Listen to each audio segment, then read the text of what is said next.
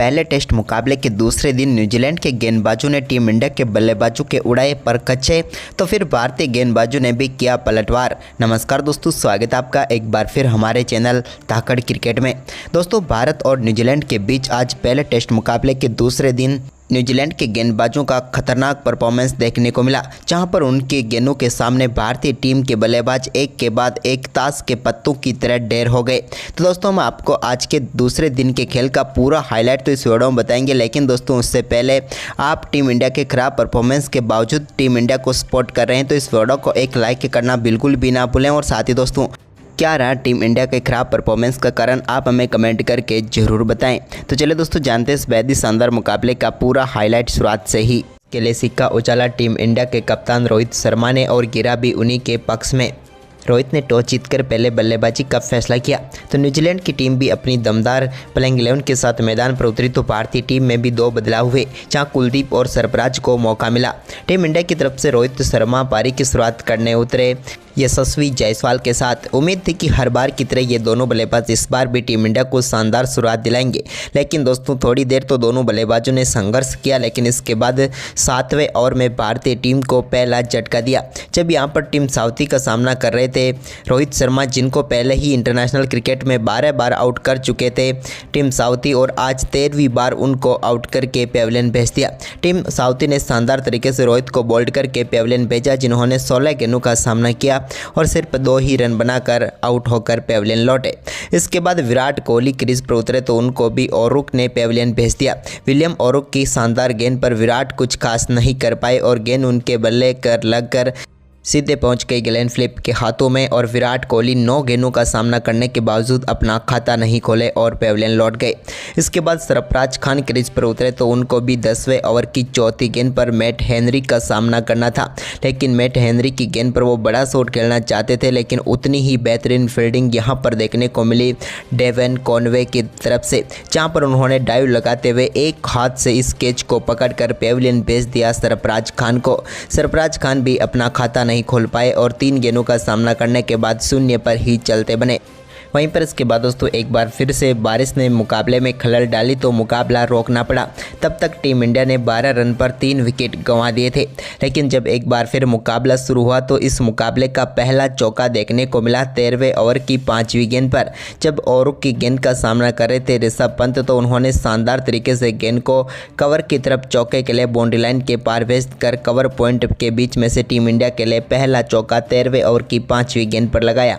इसके बाद दोस्तों यशस्वी जायसवाल ने भी एक कवर ड्राइव करने की कोशिश की, लेकिन गेंद उनके बल्ले का किनारा लेकर स्लिप के ऊपर से चौके के लिए बाउंड्री लाइन के पार चली गई साउथी के ओवर की। तो वहीं पर इसके बाद 21वें ओवर की 5वीं गेंद पर विलियम ओरुक ने शानदार गेंदबाजी करते हुए यशस्वी जायसवाल को भी पेविलियन भेज दिया एजाज पटेल के हाथों कैच कराकर। एजाज पटेल ने एक और शानदार कैच पकड़ा और भारतीय टीम को यशस्वी जायसवाल के रूप में एक और करारा झटका लगा। यशस्वी जायसवाल 63 गेंदों का सामना करने के बाद 13 रन बनाकर पेविलियन लौटे। इसके बाद नए बल्लेबाज क्रीज पर उतरे केएल राहुल। इनसे जरूर उम्मीदें थी कि ये अपने होम ग्राउंड पर अच्छी बल्लेबाजी करेंगे, लेकिन ये भी एक खराब शॉट के चलते पेविलियन लौटे, जब 23वें ओवर की चौथी गेंद पर विकेट कीपर वेलेंडल को अपना केस थमा बैठे और चलते बने केएल राहुल भी, और वो भी अपना खाता नहीं खोल पाए। केएल राहुल ने भी 6 गेंदों का सामना किया और 0 पर ही चलते बने। तो वहीं पर इसके बाद दोस्तों लंच से ठीक पहले भारतीय टीम को एक और झटका लगा, जब 23वें ओवर की 5वीं गेंद पर मैट हेनरी ने रविंद्र जडेजा को भी यहां पर पेविलियन भेज दिया। जडेजा के बल्ले का भी यहां पर ऊपरी हिस्सा लगा और गेंद सीधे पहुंच गई एजाज पटेल के हाथों में और भारतीय टीम को छठा झटका लग गया। रविंद्र जडेजा आज के चौथे खिलाड़ी बने जो कि अपना खाता नहीं खोल पाए, और इस सेशन में भारतीय टीम ने 23.5 ओवर खेले, जिनमें से सिर्फ 34 रन बनाए और 6 विकेट गंवाए, जिसके चलते ये सत्र पूरी तरीके से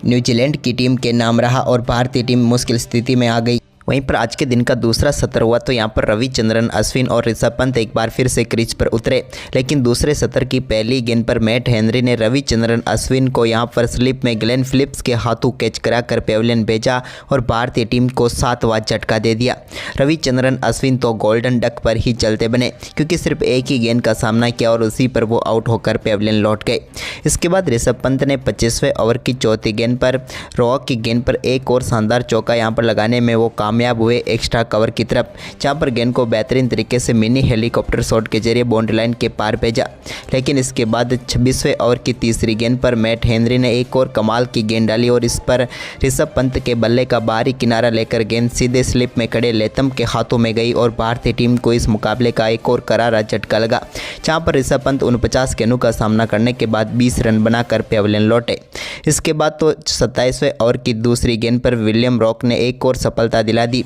जब उन्होंने जसप्रीत बुमराह को पेविलियन भेजा। बुमराह भी बड़ा शॉट खेलने के लिए गेंद को पुल किया, लेकिन गेंद वहीं पर हवा में खड़ी हो गई और एक और बेहतरीन कैच मैट हेनरी की तरफ से देखने को मिला, जहां पर डाइव लगाते हुए उन्होंने बेहतरीन कैच पकड़ा और जसप्रीत बुमराह जो कि 3 गेंदों का सामना करने के बाद पेविलियन लौट गए सिर्फ 1 रन बनाकर। इसके बाद 29वें ओवर की दूसरी गेंद पर मोहम्मद सिराज के बल्ले से एक चौका जरूर देखने को मिला, जिसके चलते टीम इंडिया का स्कोर 46 रनों तक पहुंचा। लेकिन इसके बाद दोस्तों यहां पर 32वें ओवर की दूसरी गेंद पर मैट हेनरी की गेंद पर कुलदीप यादव भी कवर व पॉइंट के बीच में से गेंद को खेलना चाहते थे, लेकिन यहां पर माइकल ब्रेसवेल ने शानदार कैच पकड़ा और समाप्त हुई कुलदीप के साथ साथ टीम इंडिया की पारी भी, और भारतीय टीम इस मुकाबले में मात्र 46 रनों पर ऑल आउट हो गई। हम बात करें यहां पर गेंदबाजी की तो मैट हेनरी ने 5 सफलताएं प्राप्त करके भारतीय टीम की कमर तोड़कर रख दी। वहीं पर दूसरी तरफ हम बात करें तो टीम इंडिया का ये भारत में सबसे कम स्कोर था, जबकि तीसरा कम स्कोर टीम इंडिया का ये बना। वहीं पर मात्र 46 रनों पर टीम इंडिया ऑल आउट हो गई 31.2 ओवर में।